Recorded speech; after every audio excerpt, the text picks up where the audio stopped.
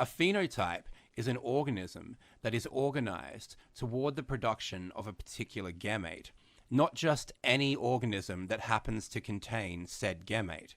This is a subtle but important distinction. Ooh, hear that pin drop? Told the doc I was sick of looking at ink blots. I'd like to say hi to all the new subscribers and fuck you to all the old subscribers. And I'd like to generate a war between the two. Hi to everyone, new and old. My last video did quite well. I think that was a combination of Getter, the subject matter, and your tireless support, without which this would not be possible. And on that note, I got my first subscribe star Patreon postman lady. I googled a Yahoo. Yeah, they have what appears to be a randomly generated username, so there's no reason to really shout it out, but thank you very much to that person, even if it was a joke. And thanks to everyone who commented on the last video, everyone who shared it, whether it was on Twitter or on Getter or whatever it was a great boost.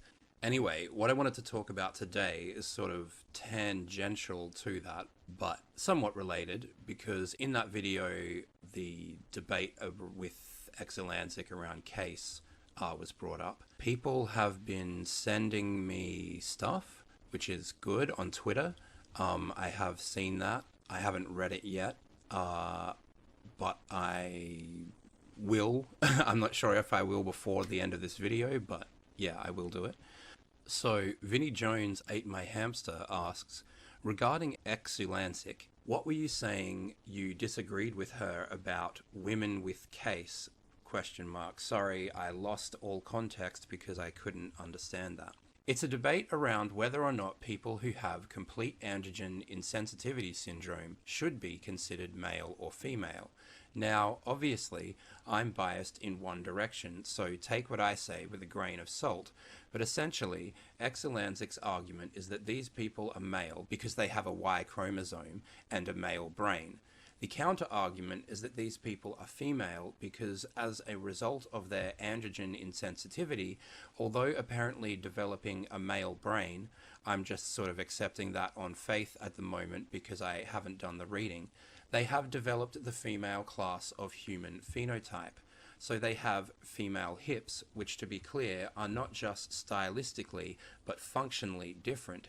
Faces, hands, breasts. We can tell the difference between the skeleton of a feminine man and a masculine woman. People with case have external female genitalia, but what would be the opening for their vagina is shallow and doesn't lead anywhere. This is why people with case often get to puberty before realizing that there's anything different about them. One of the reasons that I think my logic is more consistent is because we always tell TRAs that human beings can visually distinguish whether or not someone is male or female, but if we accept people with case who have female phenotypes as male phenotypes, then that ultimately means there's no such thing as a sex class of a human phenotype anymore. But you should check out Exelantic's channel to get a proper understanding of her argument. I made 2 videos about my understanding of the issue. The first is Phenotype, How Sex is Not a Spectrum, and Cause He's a Doctor Bitch, response to RV and RGR. So before I get to everyone's replies, what I want to do is essentially play those 2 videos. They're going to be edited slightly from their original versions, but it's basically the same thing. It's mainly just cutting out ums and ahs. But yeah, it was evident from people's comments that, like, no one addressed my concern about there no longer being a male-female phenotype category. And people also kept referring to the phenotypes of these women as feminine, but they're not feminine, they're the female phenotype. So just to catch everyone up on my understanding of what this distinction is, I'm going to play both the videos that I linked. They're going to be edited versions, but yeah, I'll play them now. Sex, either of the 2 main categories, male and female, into which humans and most other living things are divided on the basis of their reproductive functions. The whole issue with gender theists saying that sex is a spectrum is that they fundamentally misunderstand what a phenotype is. They also misunderstand many other things, but phenotype seems to be one of their most pivotal errors. However, in order to properly understand a phenotype, we must first understand the difference between isogamy and anisogamy. Sexually reproductive species are either isogamous, which means they produce one-sized gamete, or anisogamous, which means they produce two different sized gametes. Anisogamous is otherwise known as sexual dimorphism. Isogamous reproduction is most commonly associated with single-celled organisms.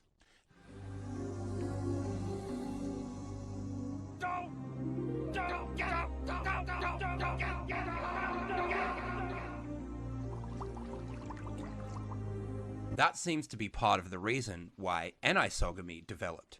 It appears to allow for more complicated life forms. The period when all life was isogamous was back when life on Earth was basically little more than different types of aquatic mold. What is important to note about organisms that reproduce through isogamy is that they still have different kinds of gametes. However, the gametes are not different sizes, and as a result of this, instead of being classified as male, female, or as a sex, they are instead known in scientific literature as plus or minus mating types. This is how essential gamete size is to determining the sex of an organism. In fact, a species can get so close as to be producing two different gametes, but so long as those gametes are the same size, it still doesn't qualify as a sex.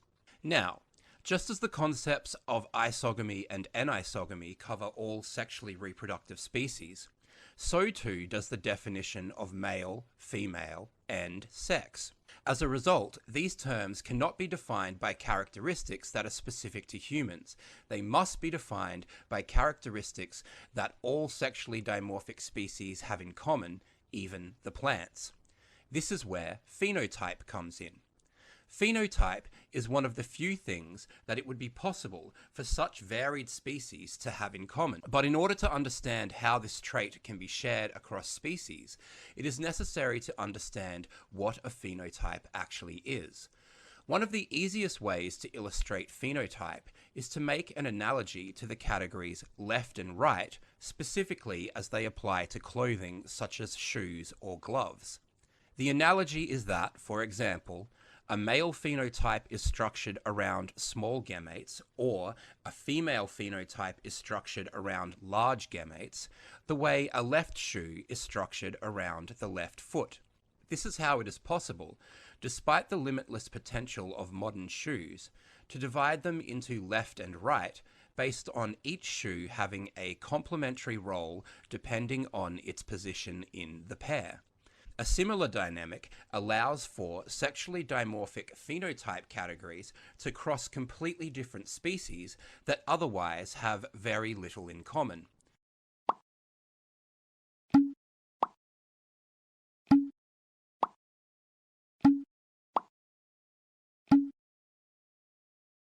On the other hand, if you ask a gender theist what a phenotype is, they will immediately start talking about various ratios of the differences between male and female humans specifically. They'll mention stuff like height, body fat, or hormones, but this is looking at the arrow instead of what it's pointing to. The real question is, what is the reproductive significance of these various differences? Remember, sex, either of the two main categories, male and female, into which humans and most other living things are divided on the basis of their reproductive function. So if it isn't possible to convey any biological information through a particular category, then it can't be a biological sex category. For example, if one were to put forward a conceptual lens which only applied to humans and no other species, and even then it merely sorted people into various degrees of kind of masculine or kind of feminine, while no doubt entertaining for all, such a framework would be totally insufficient to qualify as a biological sex.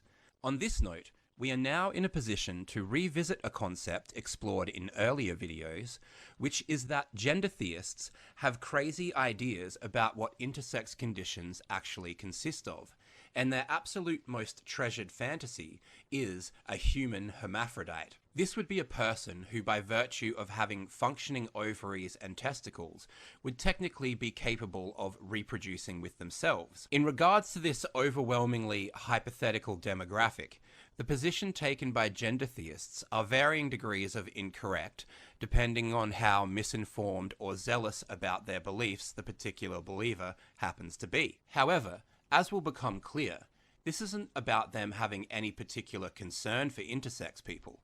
The only reason they have any knowledge about intersex conditions at all is because they think that if they can argue that certain intersex people do not have a distinct sex, then they will be able to appropriate that status of ambiguity for themselves, which will then enable them to erase all sex categories, which is their stated priority. So gender theists are often not just focused on intersex conditions, but even within this field, they are concerned with some of the most rare conditions imaginable. Just as they appropriate the term assigned sex at birth from a specifically intersex experience, gender theists will appropriate any terminology that they think will help them justify their positions. The term triggered is an example of this process at work. However, even in a species where hermaphroditic reproduction is typical, the existence of hermaphrodites doesn't erase the definition of male or female. What is important to consider in this regard is that humans don't just have one phenotype, like a sock, but they also do not have three phenotypes either, as would be the case with a spoon, a fork, and a spork. While this might seem like an unnecessary consideration, three phenotypes is one conceptual possibility for there to have been humans who had phenotypes that were organized around the simultaneous production of both gametes. Using the footwear metaphor, this would instead be shoes that were specifically organized to support both a left and right foot interchangeably. Instead of being a left or a right shoe, this would be a left as well as a right shoe. The problem for gender theists is that when cross-sex gonads appear in humans, it's not like when this occurs in species that actually has a phenotype that is organized around hermaphroditic reproduction, which can occur in a number of ways. For example, some species like clownfish swap between phenotype.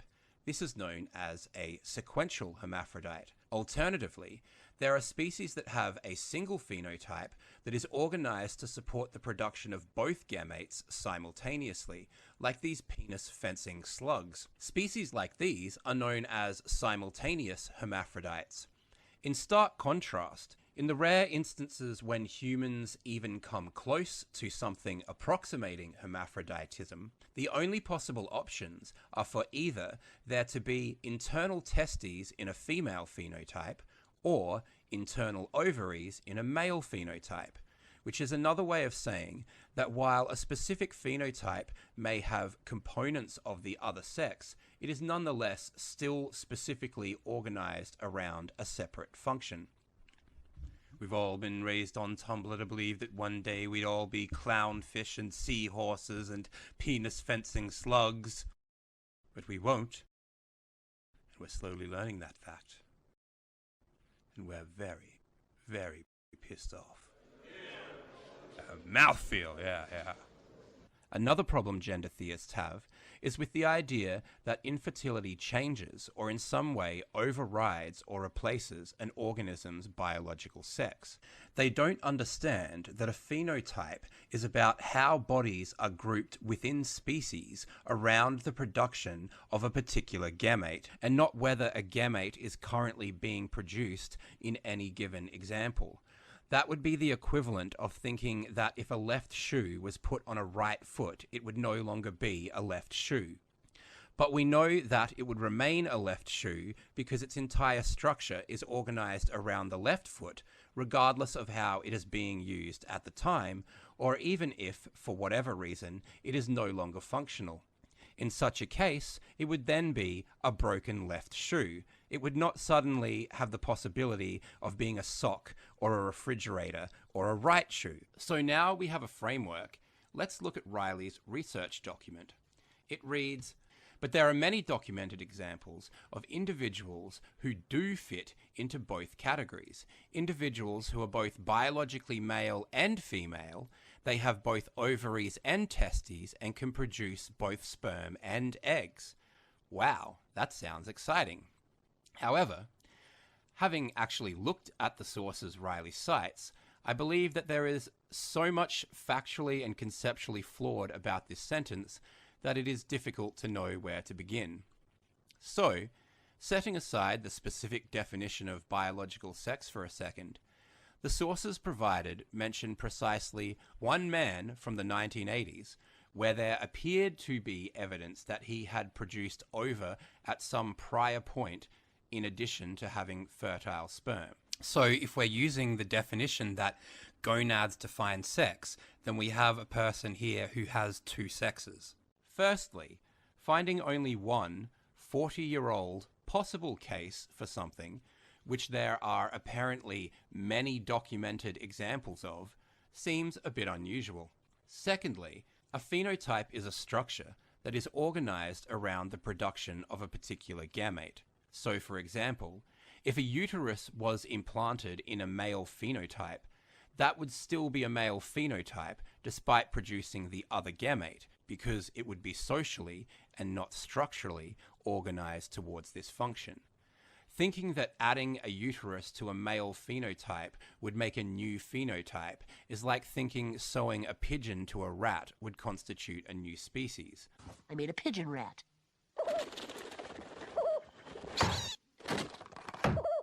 A phenotype is an organism that is organized toward the production of a particular gamete, not just any organism that happens to contain said gamete. This is a subtle but important distinction. It works the same way that a left shoe is any shoe that is structured around the left foot, and not any shoe being worn on a left foot. So, even if cross-sex gamete production was possible in humans, the definition of male and female would still exist, as would male and female phenotypes.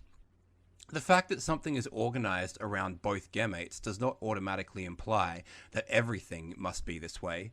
Just because socks apply to either foot doesn't mean shoes do as well. Having a phenotype organized around the production of sperm is not the same as currently producing sperm. So, for a different example, if random genetic variation hypothetically caused an extra set of gametes to appear in a human being, as was suggested to be the case in the paper Riley pointed to, these gametes would still nonetheless be contained inside either a male or female phenotype. The body would physically be structured towards the production of one gamete as opposed to the other, just as putting a left shoe on a right foot doesn't make it a right shoe. A similar dynamic is at play when a female phenotype develops out of male chromosomes or vice versa. Incidentally, the history of having two types of shoes is somewhat similar to the development of having two sizes of gametes. Originally, just as isogamous reproduction preceded anisogamy sexual dimorphism, likewise, it wasn't until 1818 that the right shoe was invented. Until that time, there was no distinction between shoes made for left or right feet. However, once the phenotypes, so to speak, of a left shoe and a right shoe were put into development, it was not necessary for any particular pair of shoes to actually be worn by anyone in order for them to maintain their definition as left and right shoes respectively. Even partially complete, they still have distinct but complementary patterns of organization. You can even put the inner sole of a right shoe in a left shoe, and it still remains a left shoe. Unfortunately, as for the rest of Riley's resources, they surprisingly do not even claim to mention people who have the ability to produce both gametes. Instead, they mention only people who produce the one regular gamete, or, in the case of one XX male, no gametes at all, which, for those keeping count, would be two less than needed to qualify. Interestingly, one of the sources Riley provided also mentions a condition which again only produced one gamete, but also was so rare that it was only the 17th recorded case in existence. Actually, it says, on review of the literature, we noted only 10 previous documented cases of fertility in a true hermaphrodite. So they're really scraping the bottom of the barrel looking for loopholes. Far from, quote, people who have both ovaries and testes and can produce both sperm and eggs, end quote, being something that there are apparently, quote, many examples of, end quote, it is instead the case that we see Riley, captain of the Human Hermaphrodite Defense League, someone who could not be more invested in finding human hermaphrodites, and yet he still struggles to put forward even one confirmed example. The real problem is, even if Riley found what he is looking for, it would not prove what Riley thinks it would. To use one last analogy, let's say that the world is broken up into two different groups, clocks and radios. But in this world, some people don't want to be clocks or even radios. So they decide that if they could only prove that there was such a thing as a clock radio, it would destroy the definition of both clocks and radios, at which point they could be free to be a toaster or some shit. The problem is that the existence of a clock radio does not disrupt the definition of a clock or a radio, nor did the invention of clock radios mean that clocks and radios henceforth inherently existed on a spectrum. Furthermore, there are no actual clock radios when it comes to humans, i.e. no third phenotype which is structured to support the production of both gametes simultaneously. Instead, the closest humans come to this is either radios with bits of clock in them or clocks with bits of radio. But a phenotype is about the organization of the whole system, and even if such a system was proven to exist, it still wouldn't change the fact that there is an objective binary difference between a clock and a radio. Ooh, hear that pin drop? Hold the dark, I was sick of looking at ink blots. Marking a significant shift away from using a binary model for explaining biological sex, here's a graphic from Scientific American describing the many characteristics which factor into one's sexual identity. This shows the ambiguous and bimodal nature of sex, and that sex is not as simple as XX or XY. Biological sex is on a bimodal distribution, not a direct binary. Every assurance just magnifies the doubt. Hi everyone, so this is the long-awaited RV video. It's been so difficult to make because I'm kind of responding to like 6 hours worth of content, and I learned things over the period, so yeah, it's difficult to know how to order the whole thing. So what I'm going to do is, there's about 5 key points that I think are worth making. And I'm going to make those, and yeah, we'll see what happens. So, I've got some notes, so I'm going to be reading a little bit from those. So, one of the things that Avi had trouble wrapping his head around in one of our debates was the idea that something could sexually reproduce while not having a sexual category. So the organism, on your view, does not have a sex despite the fact that it can sexually reproduce.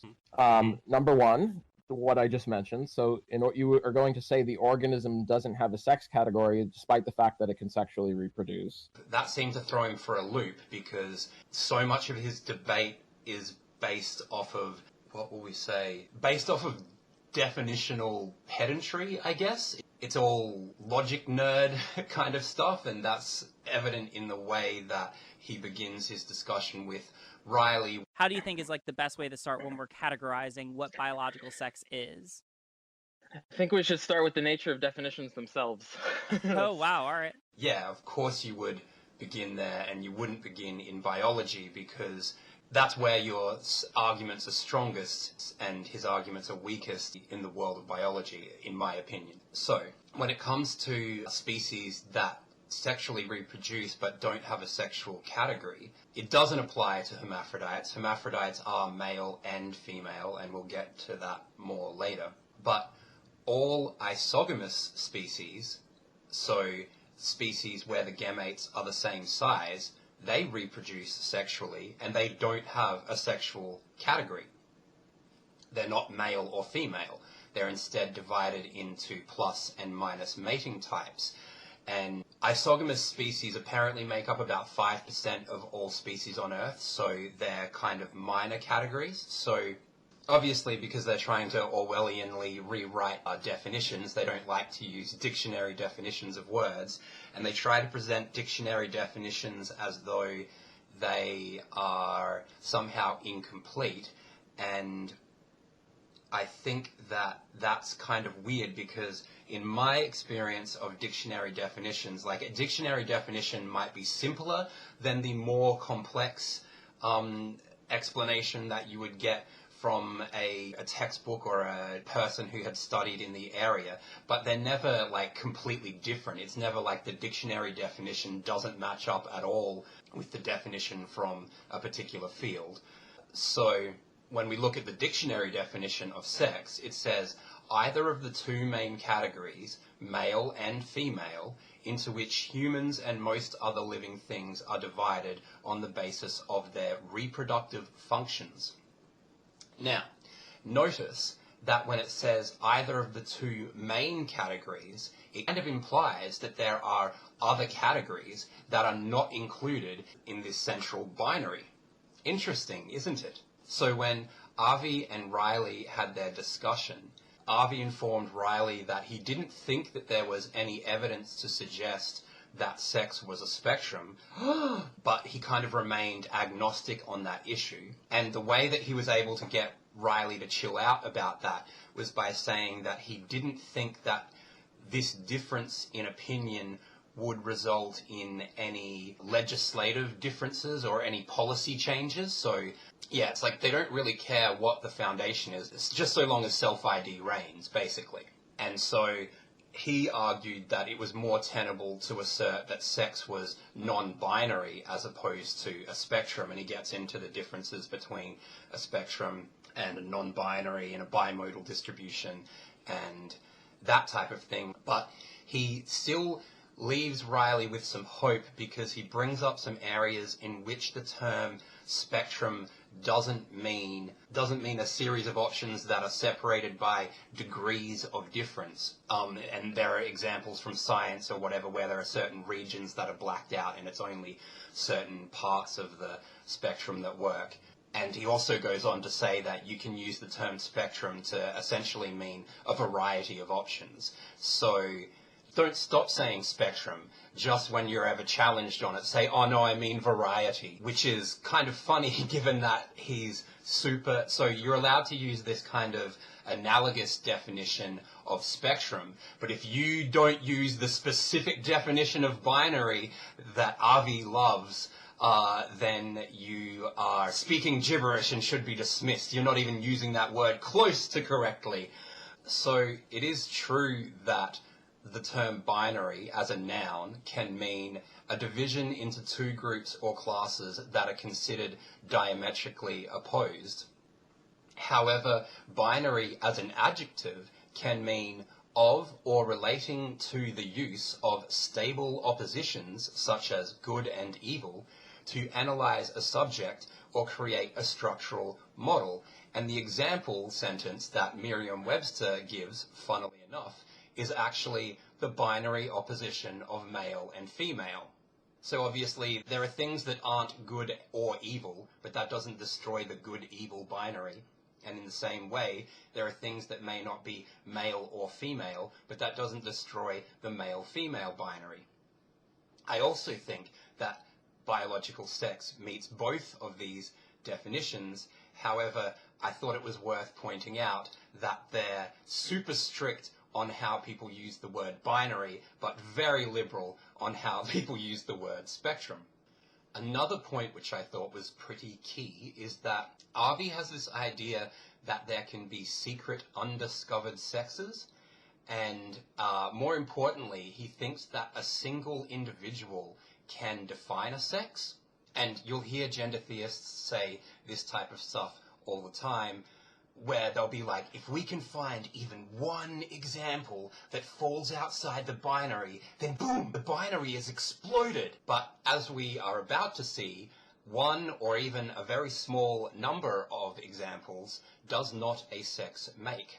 To address this, we turn to the Wikipedia entry on polymorphism. In biology, polymorphism is the occurrence of two or more clearly defined morphs or forms, also referred to as alternative phenotypes, in the population of a species. To be classified as such, morphs must occupy the same habitat at the same time and belong to a panmictic population, one with random mating. The example that they use is that when two groups of the same species are separated by a natural barrier, such as a dense forest, the group would no longer be panmictic, and the two groups would start to differentiate genetically. However, if the barrier were to be removed, while the species was still similar enough to interbreed, then it would once again become panmictic, and the two groups would begin to become genetically more similar. And the example they talk about here is jaguars, and there being, one morph of jaguar that's black and one morph that is a light morph that is spotted. That's a polymorphism. And they say if the jaguar has only one possible trait for that gene, it would be termed monomorphic. It says the most common example is sexual dimorphism, which occurs in many organisms. Now, although in general use, polymorphism is a very broad term, in biology, polymorphism has been given a specific meaning, being distinguishable from monomorphism having only one form. A more specific term, when only two forms occur, is dimorphism. So, if phenotypes were a spectrum in the way that gender theists try to argue, where you can be sort of down this end, sort of down that end, we would be a monomorphic species. There would be one morph, and that could be a bit more masculinized or a bit more feminized, but it was one morph. But we're dimorphic. How many times have you heard humans being referred to as sexually dimorphic species, and how many times have you heard humans being referred to as trimorphic or polymorphic? Now, here's an interesting part. The term omits characteristics showing continuous variation, such as weight, though this has a heritable component. Polymorphism deals with forms in which the variation is discrete, discontinuous, or strongly bimodal or polymodal. The term was first used to describe visible forms, but nowadays it has been extended to include cryptic morphs, for instance blood types, which can be revealed by tests. Rare variations are not classified as polymorphisms, and mutations by themselves do not constitute polymorphisms. To qualify as a polymorphism, some kind of balance must exist between morphs underpinned by inheritance. The criterion is that the frequency of the least common morph is simply too high to be the result of a new mutation, or, as a rough guide, is greater than 1%.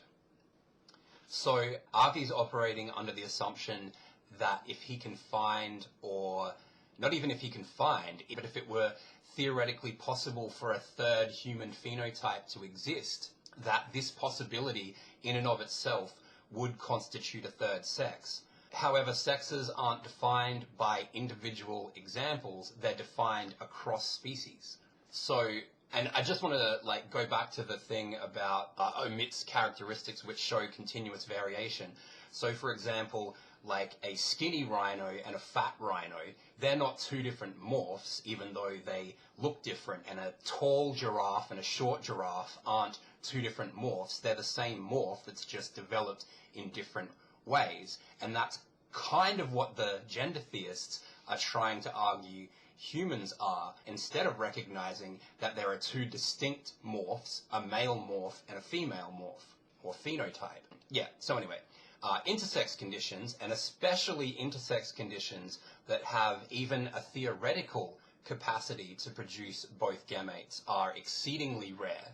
like 16 examples in the history of medicine type of rare. And so something this rare would not be classified as a phenotype or a morph, and it would be classed as a random mutation. And most importantly, sexes are defined by their reproductive function, and there is no reproductive function to developing ovaries inside a male body, because they're not connected to the requisite phenotype. Likewise, there's no reproductive function to developing testicles inside the abdomen of a female phenotype. Those mutations have no reproductive function, which brings us to the next point that I wanted to address, which is the difference between function and capacity. Sex categories are based around large and small gametes. So female development starts with a female dominant karyotype. It's possible to have a mosaic karyotype, where you have both a male and female genotype in the same organism. So the way Avi tries to, at one point in the discussion with Riley, he was debunking the idea that karyotype determines sex, and one of the ways he tries to do this is by suggesting that only XX and XY combinations are sexed, and so then this allows him to surprise everybody with all the other combinations. But the reality is that a karyotype is female if it doesn't have a Y chromosome, and it's male if it does. Even in the case of an XYXX mosaicism, the exact percentage of each class of karyotype can be determined. So you'll be like 79% something and then whatever the rest. The point is, it's a mosaicism, like they don't blend. It's not like paint, it's like tiles, different colored tiles. If you've got blue and red tiles, you can see where they clearly are delineated from each other. And we'll get to the significance of that type of thing a little bit later on as well. So just to recap, XO, XX, triple X, quadruple X, all those combinations are all female because they don't have a Y chromosome. And so their function is to produce large gametes. And the way these chromosomes carry out this function is by developing a female phenotype, which are separated from male phenotypes by kind and not degree, as all polymorphs are. Female phenotypes, in turn, are female because one of their functions is to produce ovaries, and ovaries are female because one of their functions is to produce ova. And basically the same pattern applies to male development. Karyotypes that have a Y chromosome, such as XY, function to produce a male phenotype. In turn, these phenotypes function to produce testes, and the testes are male because they function to produce sperm. This is their reproductive function, which, if we remember the definition of sex, either of the two main categories, male and female, into which humans and most other living things are divided on the basis of their reproductive functions. However, some components have capacities which are outside their function. Obviously, function and capacity overlap to some degree, and anything which is the function of something must be within its theoretical capacity. But there are also things which are within the capacity that are outside the function. So the example I always think of to illustrate this point is how in lots of correctional facilities, things like toothbrushes will be turned into knives. So obviously the ability to stab someone is within the capacity of a toothbrush, but it's also outside its function. And yes, function does apply to organic matter. You can say the function of the veins is to carry blood around the body. It's technically possible, but highly unusual to have XX and XY in a mosaicism, but it is technically possible. Humans only have two phenotypes, and different classes of phenotypes can't exist within the same organism. It's either one or the other. And the reason this is because a female phenotype is a phenotype that wasn't exposed to sufficient masculinizing agents in the womb, whereas male phenotypes were. So there are only two options and they're mutually exclusive. It's not as though, like Avi in one of our debates was like, could you go down both pathways?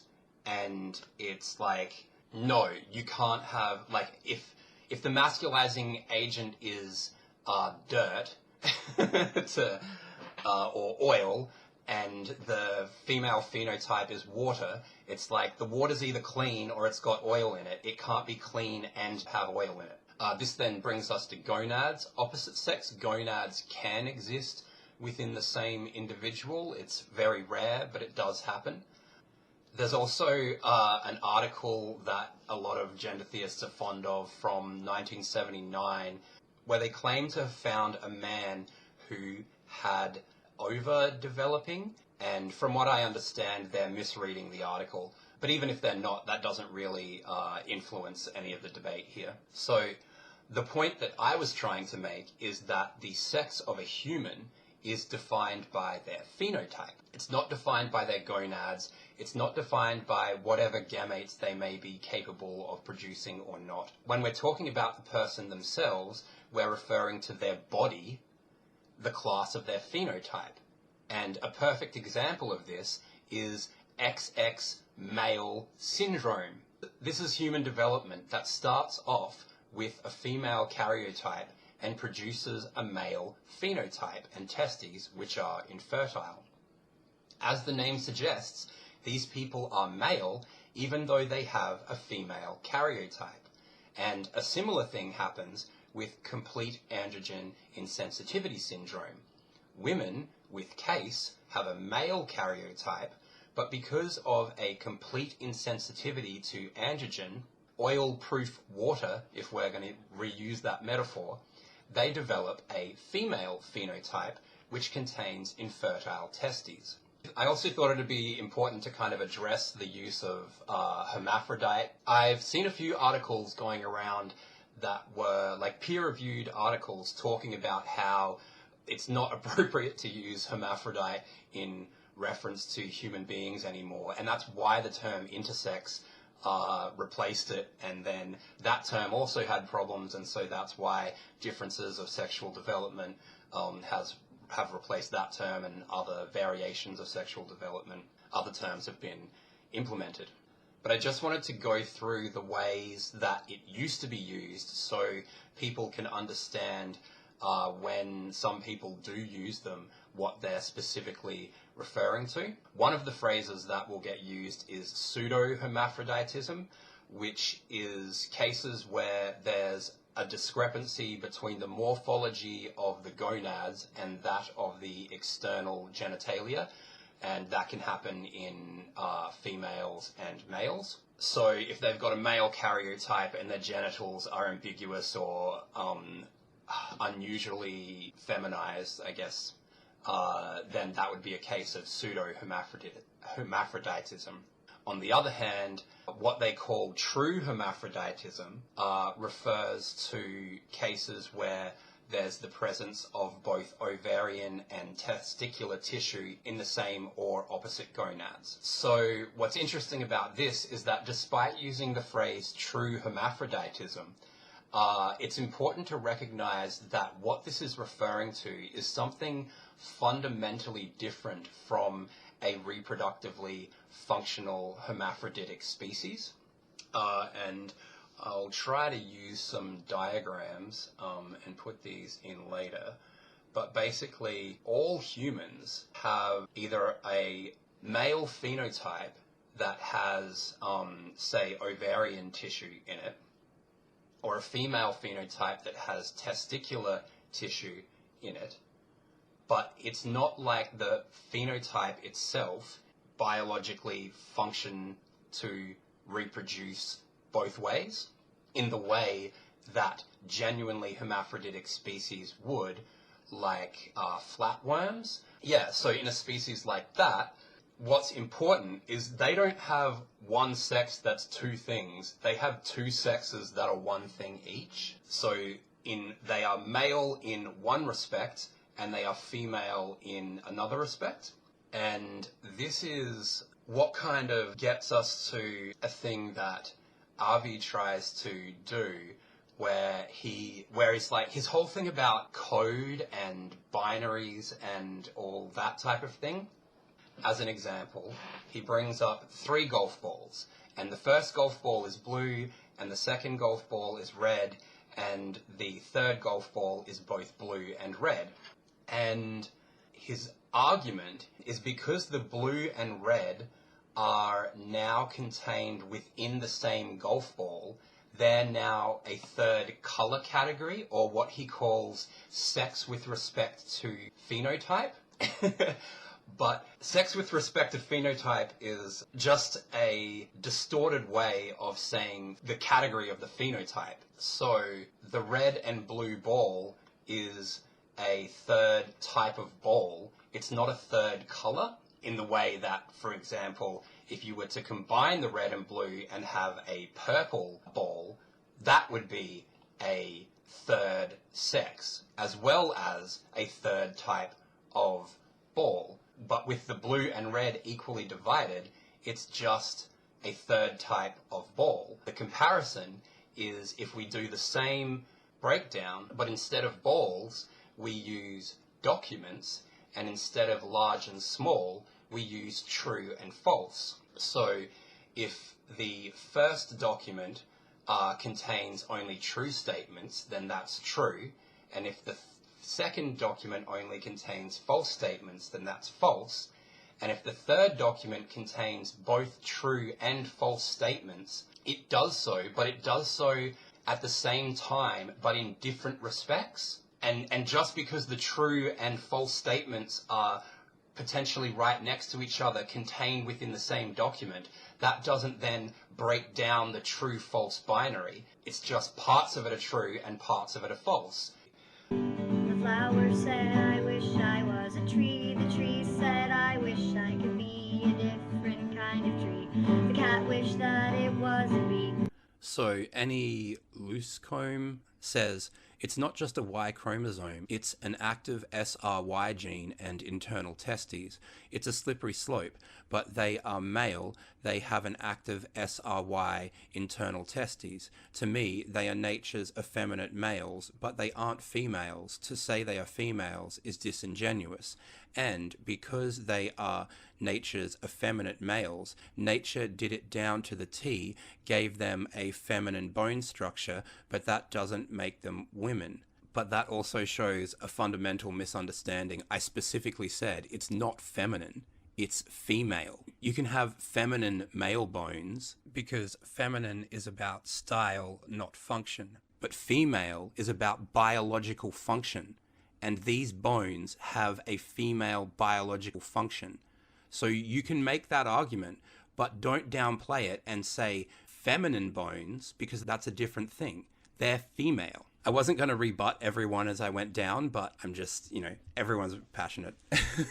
So then Vanessa Vokey said, they aren't women, they are men, they have testes. She was talking about males with that DSD, not females with a similar DSD. That's where your confusion lies. Yeah, no, it isn't. I do understand what she's saying. I do know that there are people with XX chromosomes that can get the same DSD as the people with XY chromosomes. But I'm arguing even the XY ones are female on the basis of their phenotype. Yeah, we'll get into exactly why I think that's important, because I kind of want to lay out my position. I guess that's one of the advantages of not having done any research. Don't attribute my position to actual people with case. I don't know what they argue. I don't know why they argue it. I'm just arguing this position because I think it's true. So then Leilani says, no, they are male because they have internal testes. Please stop spreading misinformation. Ugh. Women with complete antigen insensitivity develop normally and have ovaries. They do not have a disorder of their reproductive development. Case is only harmful to you if you are a male, as males need antigens. If you have internal testes, no matter how you develop on the outside, you are male, thus a man.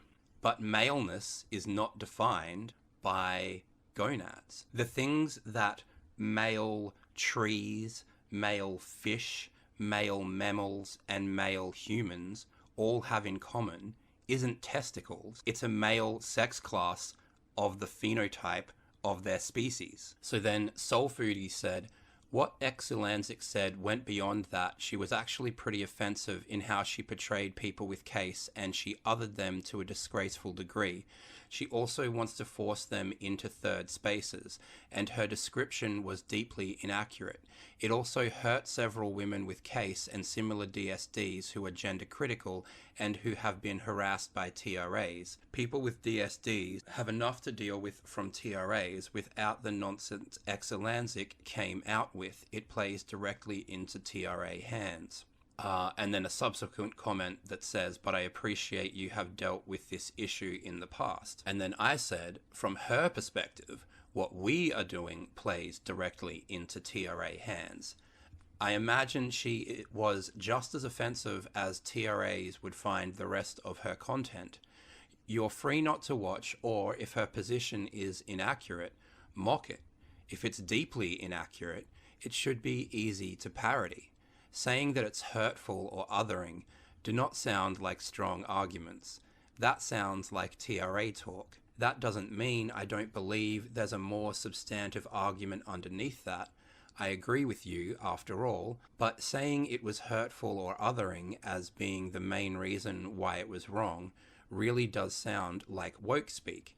Thanks for the comment, though. I enjoy hashing out these ideas. So then Annie says, this is emotive language when we are dealing with facts. A woman is not a male with androgen insensitivity. Only a male can have this disability, and a male is a man. The whole making them females because they look like us is disingenuous.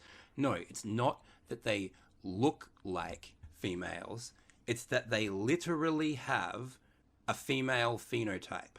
Let's call a spade a spade. Yes, and let's call the sex class of the phenotype the sex class of the phenotype. Usually you can't tell, so use whichever toilet, but to classify them as female is disingenuous. Yeah, now that seems to be kind of a slightly different take, to be like, use whatever toilet, because it seems like the reason to be concerned about these people is situations you'd be concerned about trans-identifying men being in there. To me, like someone said that Exelanzic wanted women with case to participate in the Paralympics, and that's a kind of thing I could almost see. Like if women with case end up basically making female sports just women with case, then I can see being like, okay, we'll just move all your events to a separate thing. How you want to do that, or exactly how you want to name each event and whatever, is for other people to work out. But yeah, if there is this kind of massive dramatic disadvantage, I think that it makes sense to come up with a policy to address that situation. Oh, sorry, it was the next comment. No one is forcing anyone anywhere. She said these males need a lot of therapy to cope with these new findings and should perform in the Paralympics. It wasn't a big deal. So then Claire Bear, she has I'm a bit of a scientist actually syndrome, rabbiting about Prader-Willi syndrome, claiming to be a pathologist, overblowing, giving CPR. The list is quite long. Yeah, I find the stuff on Prader-Willi interesting. I haven't known anything about the speech pathology, haven't known anything about the CPR. I have seen slight vibes of I'm a bit of a scientist actually, but I've seen that in every medical professional I've interacted with, and so I don't think that says anything particularly about her. It's just when your experience is you're trained in something and you have a bunch of uneducated people often asking you questions, you start to get dismissive, and vice versa. If you've never had any education and your only experience is like fuckheads with degrees not listening to you, then that shapes your outlook. Then Clown World Heretic Miron says, she is a speech pathologist, homie. Haha, gotcha. And next, Exelanzic has repeatedly acknowledged that XY female people exist, so her argument is not just the presence of a Y chromosome. It's the fact they've gone down the male path of development due to the presence of a functioning SRY gene. That is an important clarification. So, I said, Your argument seems to suggest two TRA talking points are actually true. One, there is such a thing as a female brain, and two, one cannot tell the sex of a human being simply by looking at it. Even the much feared genital inspection is apparently not thorough enough. One must actually determine what gonads a person has, and this must be done by methods far more sophisticated than simple visual observation of the class of their phenotype, since their gonads may be hidden. Female hips don't just look different to male hips, they have a separate function and structure. So it's not simply about appearance or looking similar, it's about the biological function of the two different phenotypes which operate independently of karyotype. To which Exelanzic says, yes, there is a female and a male brain. I posted several citations. SRY acts in the brain's developmental organization in areas known to be more at risk of disease in males. 2. Yes, you can, and that's how we know they have case. Are you new to the concept of object permanence? The toy still exists, even if you put a blanket over it. Ooh, sick burn. To which I said, so what trait are you observing to make the determination that the person has case? How is it exactly that you are determining from looking at the blanket what color the ball is? And no answer is forthcoming. Then there was this user, I assume was a dude called Gerard Deary. He was nothing but annoying to me, so I'm going to skip over his comments. And then I said, anyone? One would think that anyone who agrees with Exelanzic must know the answer. So, what do you see that lets you know someone has case? Then Katie and Nick says, nothing. This is squabbling over something that would never have any real-world impact but does work to show the true character/nature of some people, which is helpful. To which I said, I mean, I don't think it necessarily shows anyone's true nature. There are dumb people on both sides, and even though I disagree with one, I think there are smart people on both sides as well. And then Tufa Benz says, exactly right.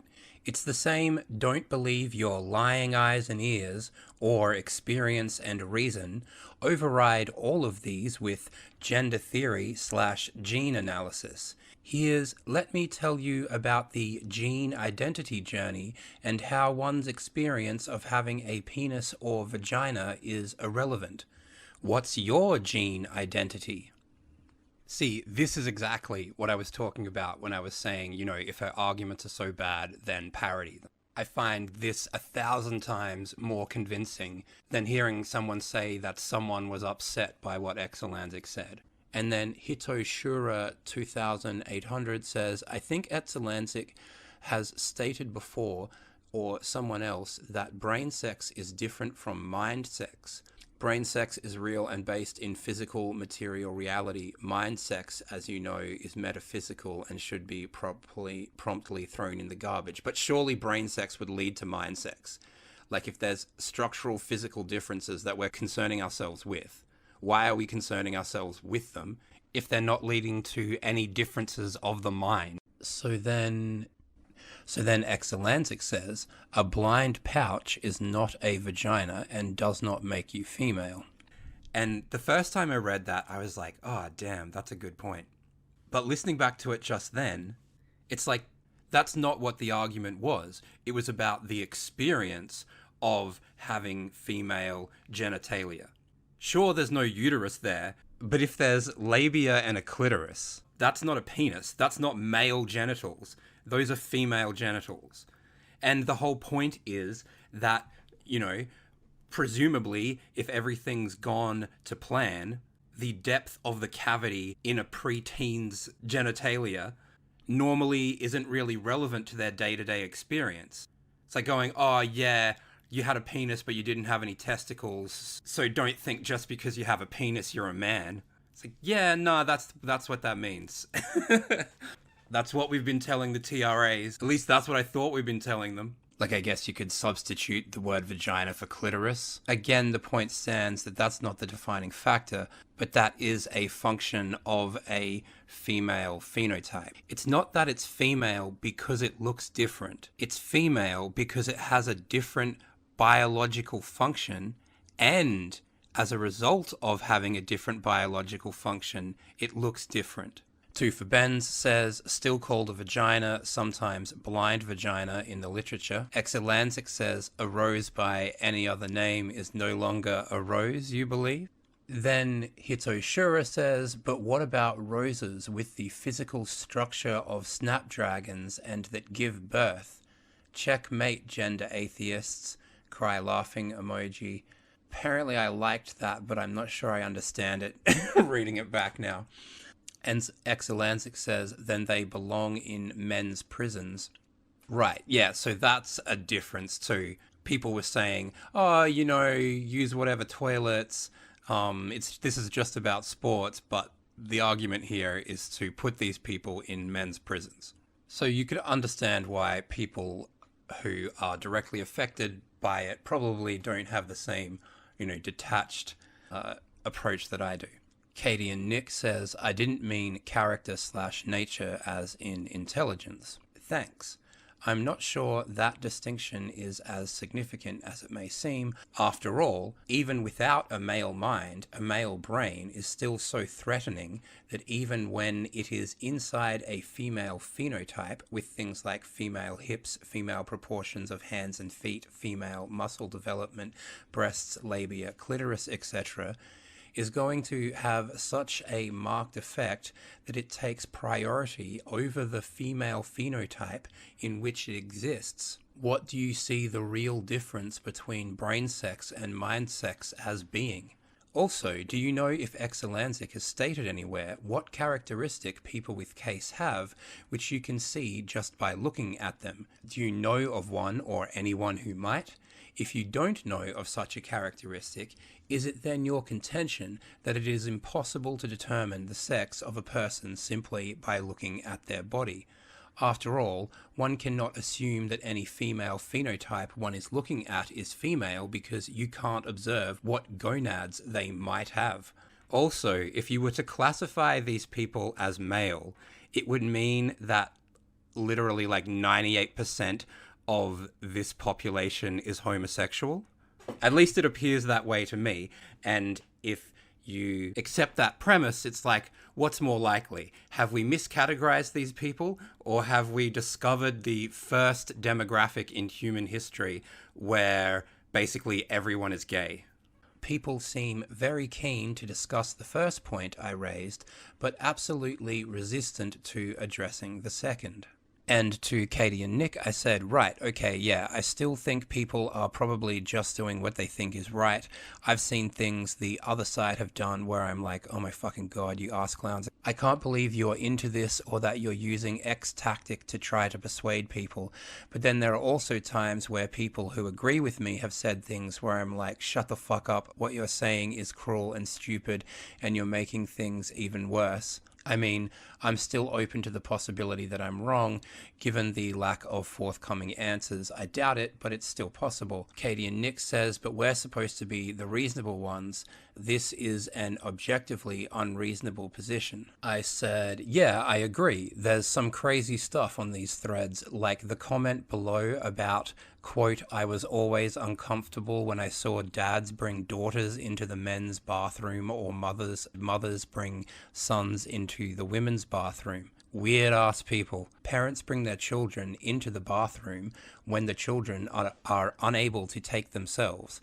But apparently this kid who can't tie his shoelaces and is still genuinely waiting for Santa Claus to visit is really a presumably sexual threat. Furthermore, having spent a lifetime using men's bathrooms, I've never seen any man with children being harassed by other men, added to which everyone is more on guard in a public toilet. So if your aim is being voyeuristic towards children, it would appear to me that in a public toilet accompanied by their father would be a way more difficult location to do that than practically anywhere else in public. Plus, girls are going to be using the stalls anyway, so in that case, they're more protected than, for instance, boys using the urinal who are presumably pissing alongside the same men that would abuse the girls, and boys are more likely to be doing so without parental supervision. That said, family stalls are great and they should be everywhere. But I still maintain that there are people on both sides participating in good faith. Ultimately, I couldn't say it's unreasoned yet because I don't know enough of their reasoning.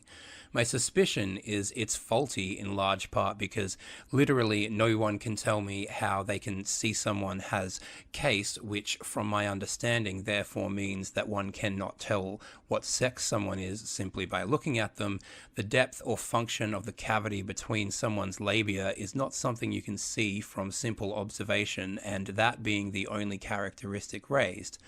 Furthermore, the joke GC people tell that says 100 years from now your skeleton will say what sex you are regardless of your gender identity, from my understanding, that's no longer true if people with case aren't women. This is because there's no way to know which female skeletons had testes in them, and there's also no longer such a thing as a female skeleton. Skeletons are now a spectrum.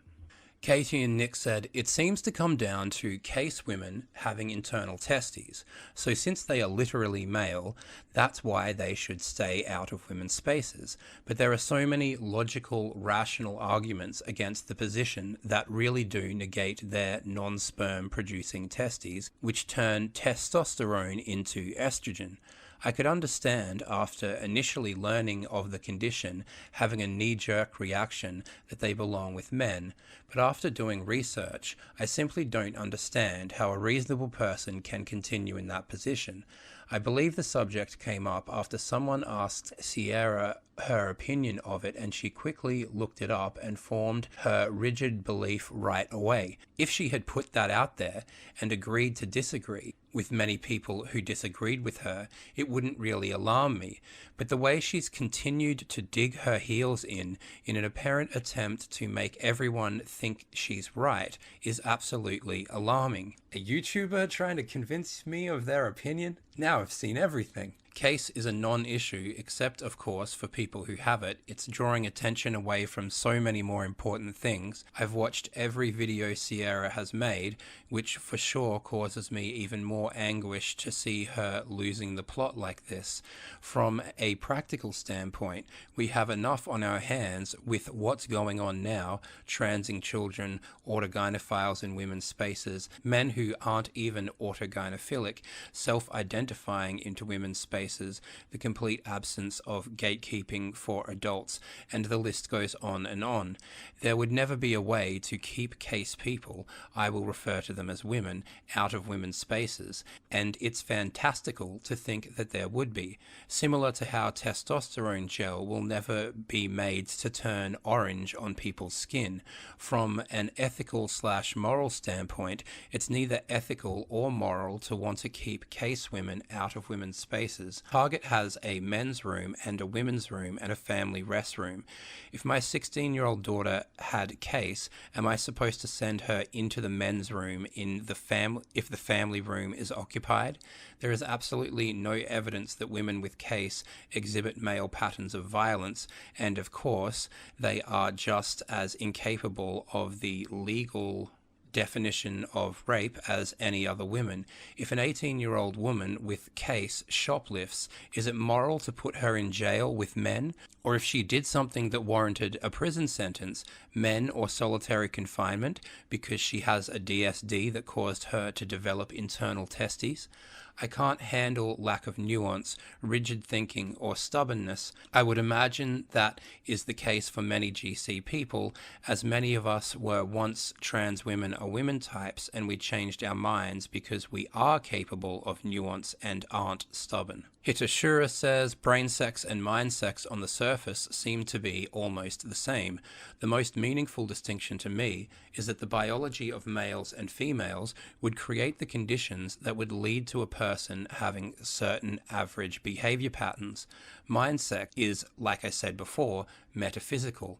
A person's imagination, and usually used as an excuse to gain access to women's spaces. It's fake. It's like saying having a wolf's brain versus I feel like a wolf, therefore I am one. A person's temperament may not even reflect the average behaviors of their sex, but that's just the thing. We don't make concessions. None. The moment we give an inch, they really do take a mile. This applies to the can you actually tell by looking at them as well. There are people with conditions like, let's say, Gary Coleman, who look like children but are obviously not.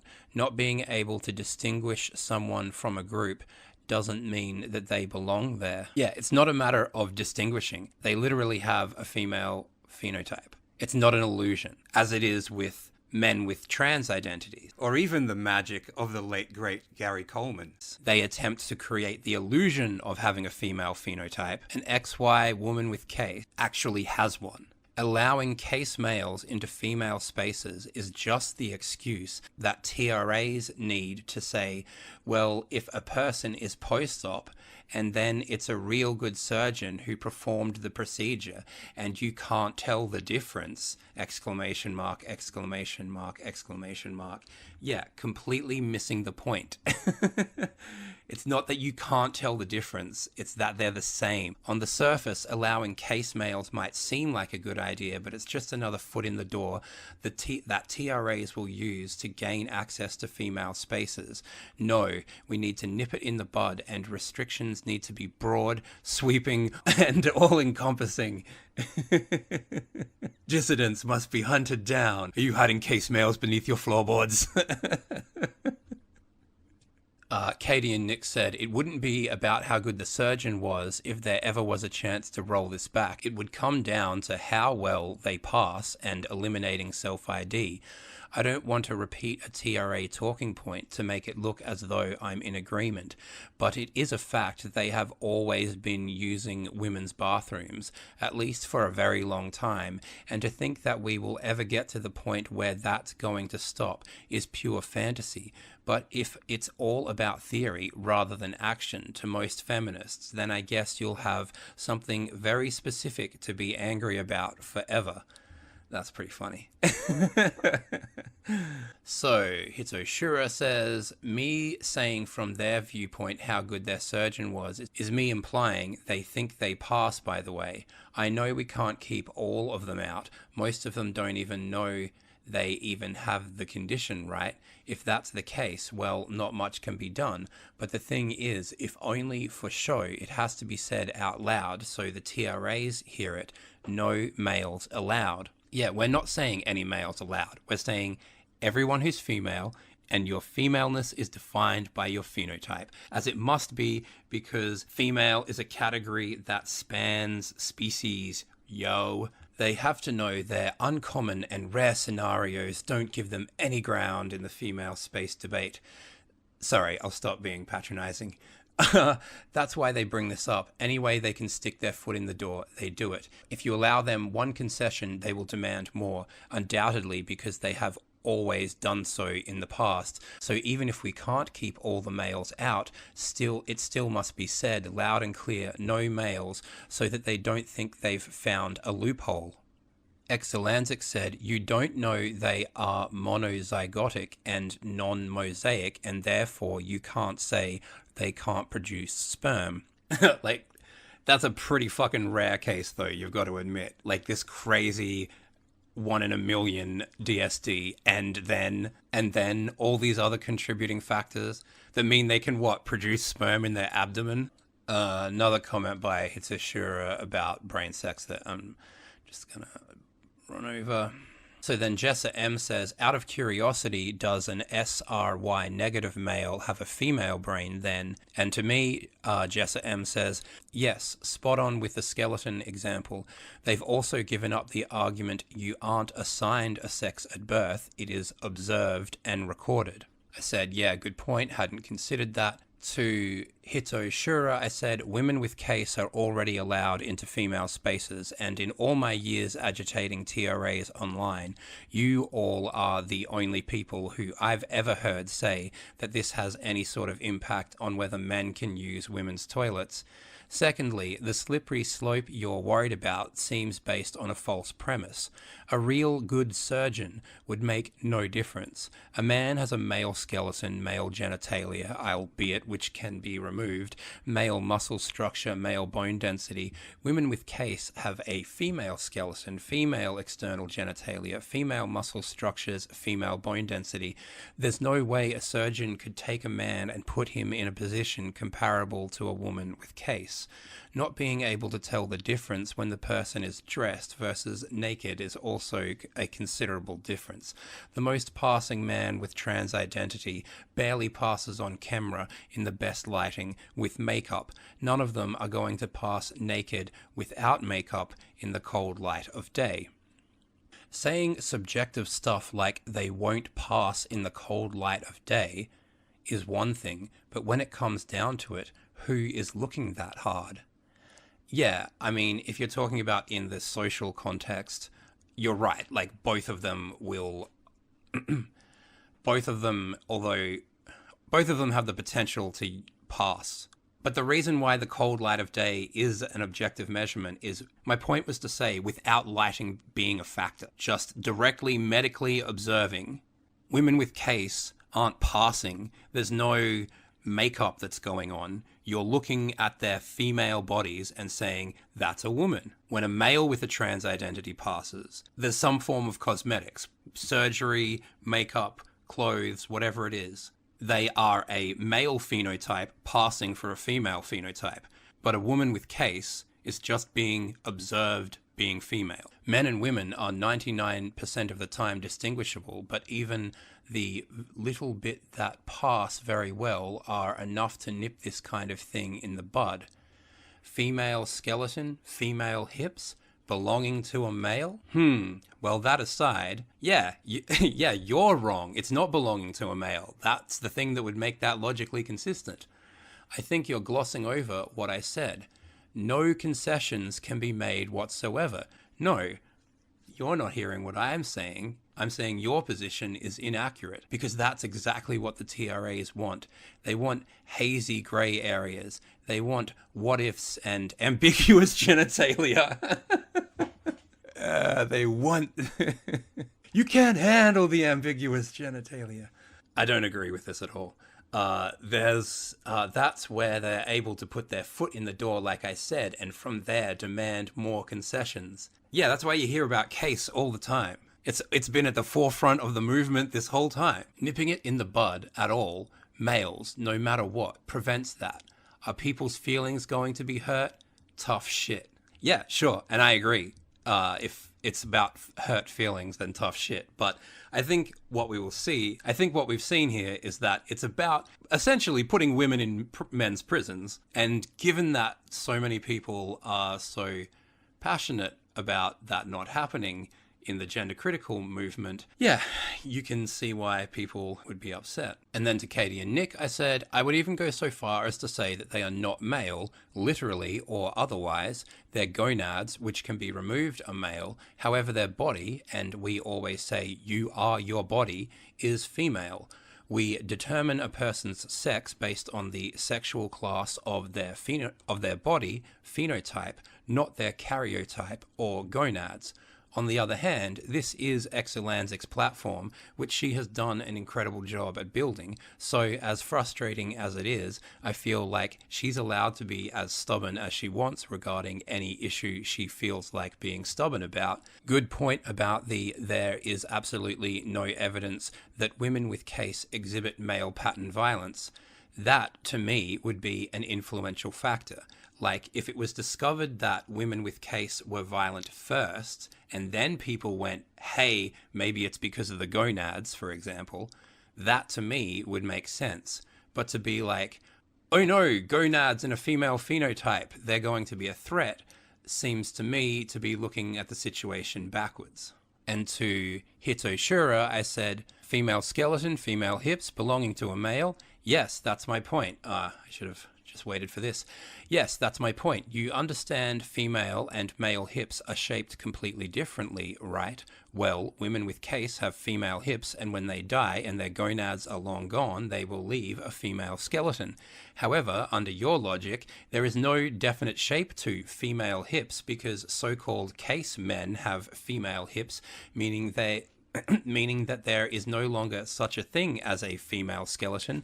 Female skeletons can now be found in either males or females. It's not about a concession, it's about being accurate. Yeah, me. I totally agree. Don't our farts smell wonderful? And then Hitoshura says, Rubble, I like your position on a lot of things, but you're not understanding me. Accuracy, concessions, skeletons. What we're trying to do is prevent men from entering women's spaces. I don't really care about the case situation, to be honest, but it undoubtedly will be used by the TRAs as a foot in the door, arguing point, and if we are trying to protect women's spaces, we can't allow that, not one damn inch. So we're going to have to be technical to the point of absurdity. If we're gonna beat the terrorists, we're gonna have to do some crazy fucking shit. I need sensory deprivation masks, and I need them now. Because if we don't have those sensory deprivation masks, then those assholes on the TRA side will use the knowledge of our weakness and flim-flam their way into making people give them concessions over and over again. This is how they do it with grey areas. Please, I hope you understand what I'm saying. This is more so to prevent them from twisting facts and warping situations. Yeah, it's not about the actual argument because you can't win that. It's about the, like, oh, if you let that happen, then something else will happen that we don't want to happen. But like, so then acknowledge that's what you're doing. Say, this is wrong. We're just calling these people men, but we're doing it because even if they aren't men, it's better to be safe than sorry. The same way, you know, we tortured some folks. No more ground must be taken. An ally to women, and women have to be firm in this, in my opinion, and put their foot down. This is to stop the TRAs. Sorry, just to interject here. Yeah, well, lucky for me, I'm not a woman, and I'm definitely not an ally to anything. I think the identity of ally in regards to any political agenda is only, like, it's equally stupid as queer. Like, it's kind of astounding to me that ally does get used so much when it seems to occupy the same role. And people will see it when it gets used against them. Like, I'll often see, because it's all a product of the NGO industrial complex. They spread the identity ally the same way they spread the identity queer. And so, yeah, it will be used by these leftist bourgeois power structures. And as a result, it'll be used opportunistically. So, for example, a lot of times people will, like white people, will be able to see, or white women specifically, will be able to see how ally to black people is used by Black Lives Matter opportunistically. But then they'll use ally in regards to women, or not even necessarily to women, but they'll use ally. I wouldn't identify as an ally for the same reason I wouldn't identify as queer. It's fake and pretentious. And I'm narcissistic and fabulous. It's completely different. I just like getting into arguments on the internet, and this is a lazy way to be able to win a lot of arguments, just because the dominant ideology is out of touch with reality so dramatically that it basically only takes the courage to say it in public. Like, you don't have to, it's not hard to think of like what there is to say. No more ground must be taken. An ally to women, and women have to be firm in this, in my opinion, and put their foot down. This is to stop the TRAs. You're either with us or you're with the TRAs.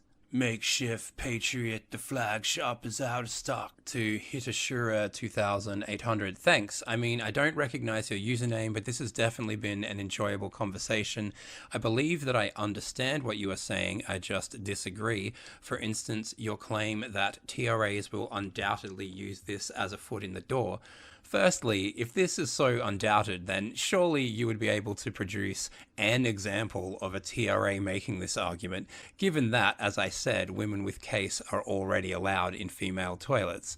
But I don't see that argument being made anywhere.